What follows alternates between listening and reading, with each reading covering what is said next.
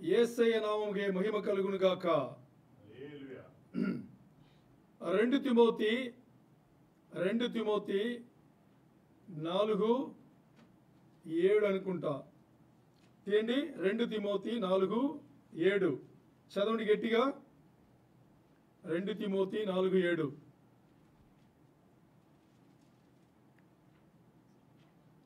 Second Timothy 4th chapter 7th verse.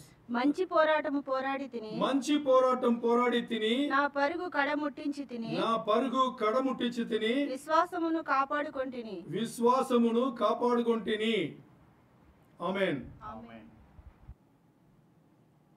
ఇప్పుడు మనందరికీ ఇప్పుడు ఒక ప్రశ్న ఏంటంటే, ప్రారంభం కష్టమా ముగింపు కష్టమా? ఏది కష్టం? ముగింపేనా? ఎలా చెప్తున్నారు? ప్రారంభిస్తే ఆటోమేటిక్గా ముగింపు వస్తుంది కదా, రాదా? రావట్లేదు కదా. మనం ముగింపు చేసేయాలని ఎన్నోసార్లు ప్రయత్నం చేసి ప్రారంభం చేస్తున్నాం, మరి ముగింపు మాత్రం రావట్లా. సో అందరికీ చాలా క్లారిటీగా తెలిసింది ముగింపే చాలా కష్టమని, అంతే కదా. ఓకే, ఇప్పుడు ఒక కథ చెప్తాను. కథ ఏంటంటే, ఒక మిషనరీ పేరు వచ్చేసి హడ్సన్ టైలర్ అని. ఓ మిషనరీ జరిగిన కథ, ఇది నిజ కథ, జరిగిన కథ. హడ్సన్ టైలర్ అని చెప్పేసి మీరు కూడా ఈ కథ వినుంటారు. మరి దాని ద్వారా వచ్చే ఆ నిజం ఉంది కదా, దాన్ని మనం గ్రహించి జీవితంలో పాటించాలి. హడ్సన్ టైలర్ అనే ఒక మిషనరీ చైనాకు వెళ్ళాడు అన్నమాట. వెళ్ళి భయంకరంగా పరిచయం చేశాడు. చాలా అద్భుత కార్యములు దేవుడు అతను వాడుకుని జరిపించాడు అన్నమాట. అన్నీ అయిన తర్వాత ఏమైంది అని చెప్పేటప్పుడు దీన్ని పక్కన పెడతాం. చాలా మంచిగా చేశాడు ఆయన, చాలా మంచిగా చేశాడు. ఇప్పుడు చైనా గవర్నమెంట్ ఏం చేసిందంటే, చైనా గవర్నమెంట్ తెలుసు కదా, దేవుడే లేదని చెప్పేవాళ్ళు. ఎవరన్నా దేవుడిని చూస్తామని చంపేస్తారనమాట. ఆయన కూడా అలాగే చేశాడు అనుకోండి. ఇప్పుడు చైనా గవర్నమెంట్ ఏం చేసిందంటే, జనాల మెదడు నుంచి హడ్సన్ టైలర్ చేసిన పనులన్నిటినీ ఒకలాగా నెగటివ్గా చూపించాలని, అంటే తప్పుడుగా చూపించాలని ఒక వ్యక్తిని అపాయింట్ చేశారు. ఆ వ్యక్తి వీరుడు సూర్యుడు. దేంట్లో అంటే అలాగ మార్చి వచ్చి జనాలు నమ్మేట్టుగా చేసే దీంట్లో చాలా ఒక భయంకరమైన వ్యక్తి అన్నమాట.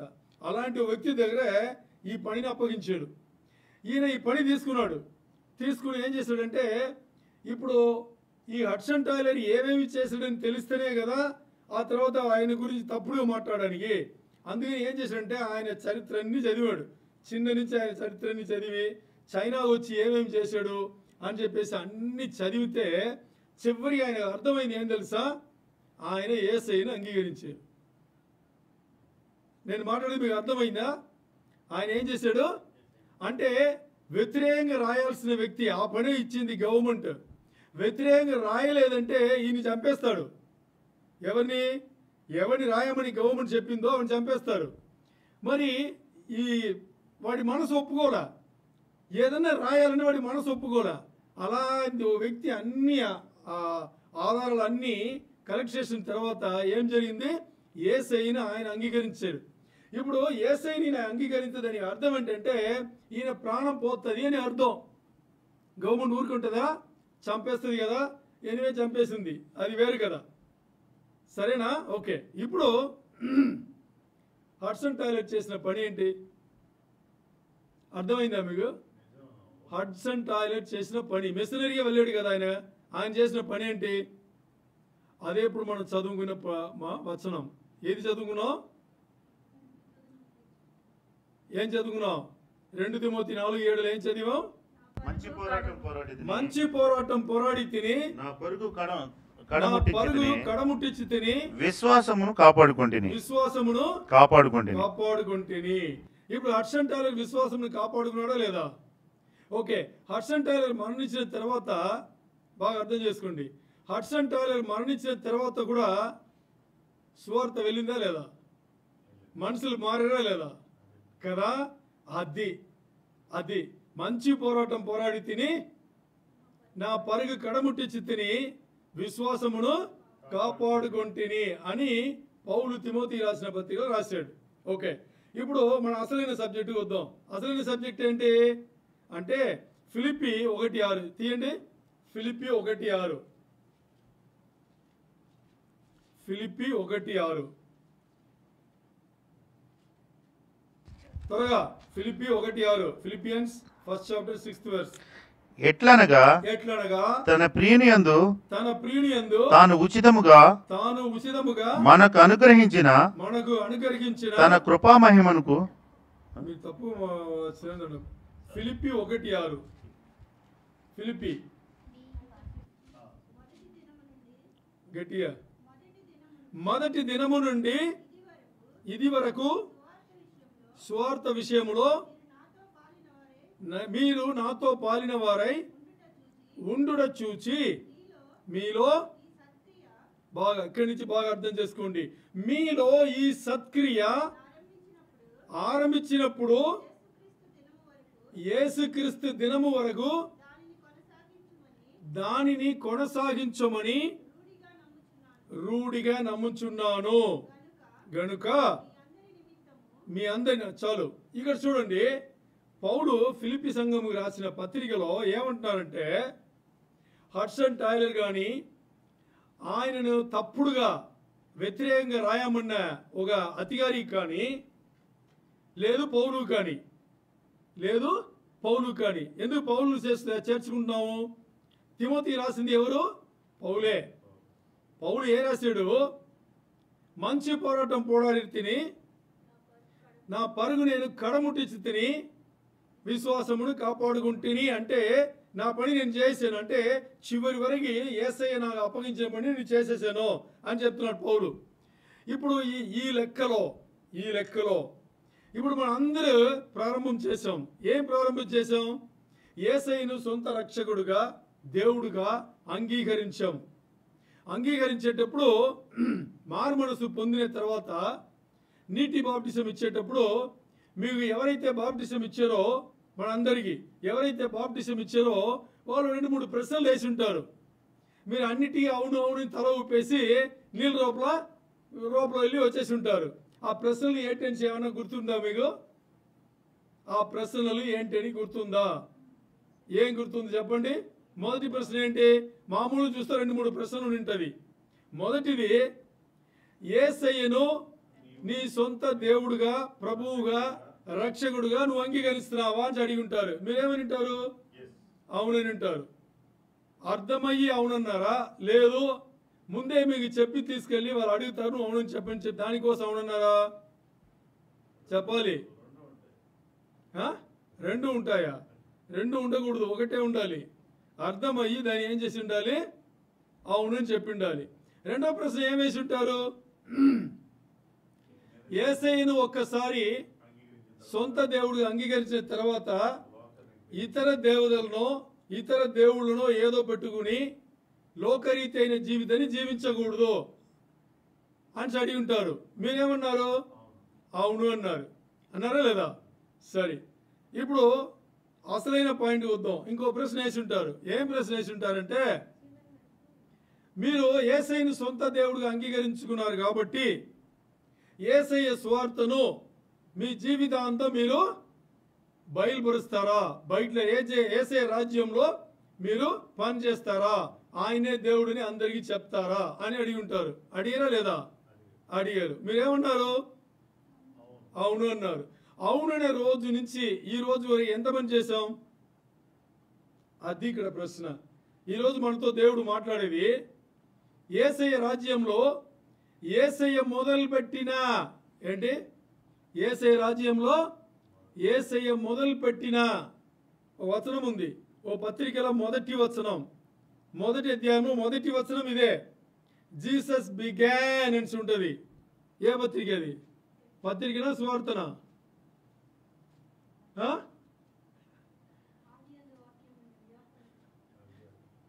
లూకా చూడండి త్వరగా.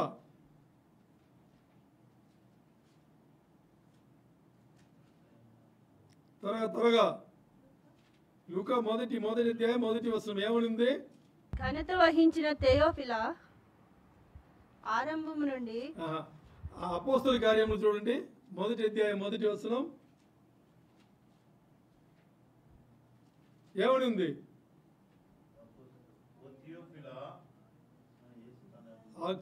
ఏముంది?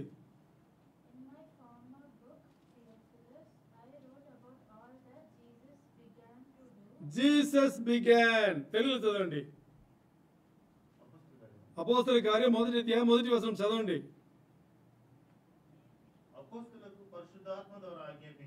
ఓకే. తరువాత ఆయన పరమునకు చేర్చుకొనబడిన దినం వరకు ఆయన చేయుటకును బోధించుటకును ఆరంభించిన వాటినన్నిటినీ గూర్చి. ఎవరు ఆరంభించారది? యేసయ్య. యేసయ్య ఆరంభించింది. ఏం ఆరంభించారు ఆయన? నా మొదటి గ్రంథమును. స్వార్థ ప్రకటన. ఏంటి ఆరంభించారు ఆయన? స్వార్థ ప్రకటన. యేసయ్య ప్రారంభించిన స్వార్థ ప్రకటన దాన్ని కొనసాగించేది ముందుగా అపోస్తలు చేశారు. అపోస్తల తర్వాత ఇప్పుడు ఏం చేస్తున్నారు? శిష్యులుగా ఉంటే మనం చేస్తున్నామా? మనం చెయ్యాలి. చేస్తున్నామా? ఎందుకంటే విశ్వాసం కాపాడుకోవాలి అంటే బాగా అర్థం చేసుకోవాలి.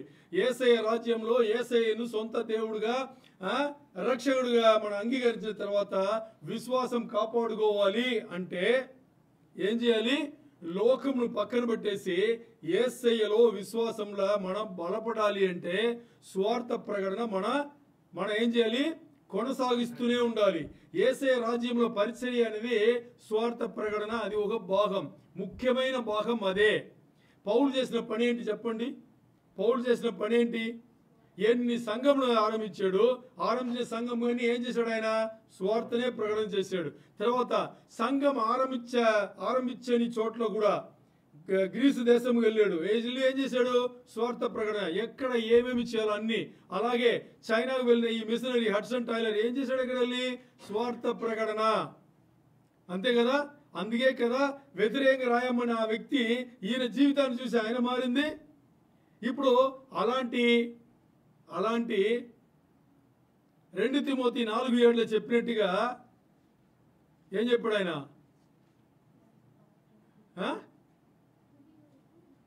ఏం చెప్పాడు? 3-4 సార్లు చెప్పుకున్నాం.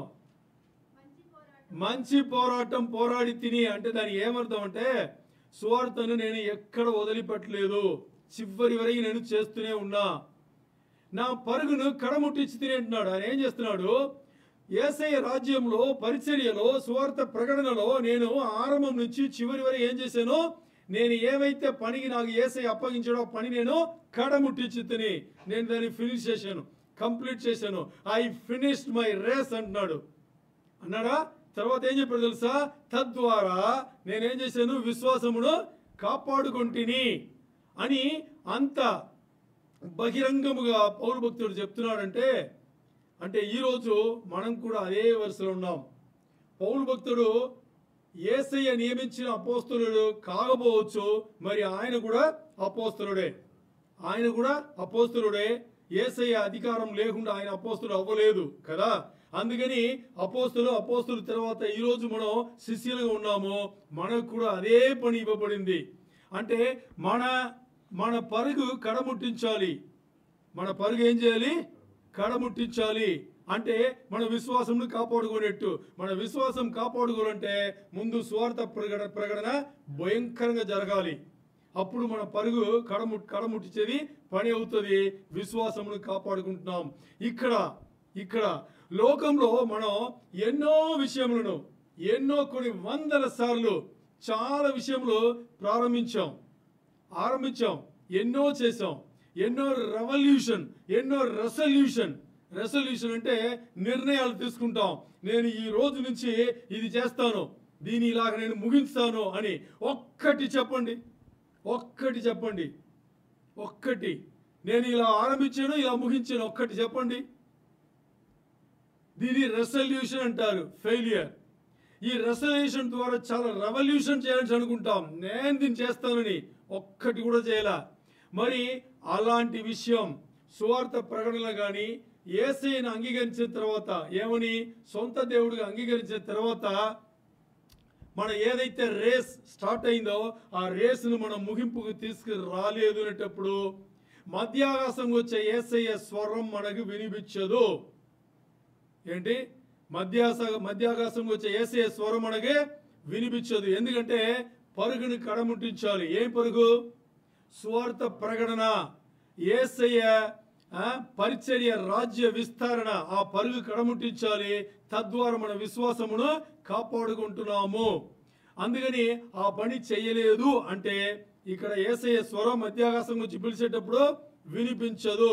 ఒకవేళ యేసయ్య స్వరం మనకు వినిపించలేదు అనేటప్పుడు ఆ తర్వాత ఈ లోక జీవితం ఎలా ఉంటుందో మీకు అందరికీ పర్టికులర్గా మన సంఘముకు బాగా తెలుసు. ఎన్నోసార్లు మాట్లాడి ఉన్నాం. అందుకని ఈరోజు యేసయ్య మన లోపల ప్రారంభించిన ఆ పని. ఓకే, ఇప్పుడు ఇది ఎంత కష్టం? ప్రారంభించిన ఈ పని ముగింపుకు తీసుకురావడానికి ఎంత కష్టం? పౌలు చేసింది మనం చేయలేమా అని చూస్తే మనకు ఒక ప్రశ్న వస్తుంది. ఏమని? పౌలు ఎక్కడ ఉన్నాడు, మనం ఎక్కడ ఉన్నాం, మనం ఎలా చేస్తామని. పౌలు ఎలా చేశాడు తెలుసా? అదే ఫిలిప్పీ 1:6 చెప్పింది. చదవండి. ఫిలిప్పీ 1:6 ఏం చెప్పింది చూడండి.